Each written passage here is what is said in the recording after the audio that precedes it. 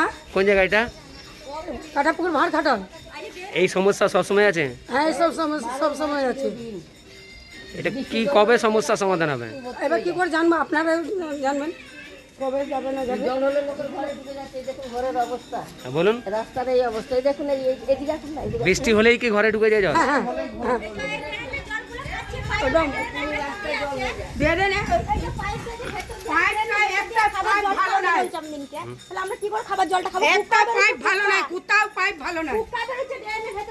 এই জল খাওয়া যাবে?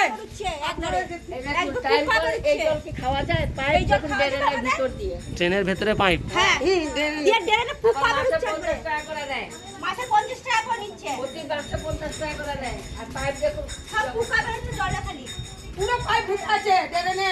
সব পুরো পাইপ ঢুকে আছে। এই যে আমি কল দিয়েছি, টাইম কল দিয়েছে, টাইম কলে পুকা বেরোচ্ছে খালি, জল খাবারের জল ভরা হচ্ছে না। আর মাসে মাসে 50 টাকা করে নিয়ে যাচ্ছে মাসে 50 টাকা কিসের জন্য নেয়? ওই জলের জন্য। কিসের জল?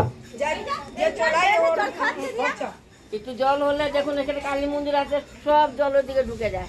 ঢুকে যায়, আমাদের নিজের ঘরে ঢুকেছে, এই জল আবার হেঁটিয়ে চলে আসছে আমাদের ঘরে। ওটা বলছি, দেখুন রাস্তার অবস্থা দেখুন, সামনেটা খালি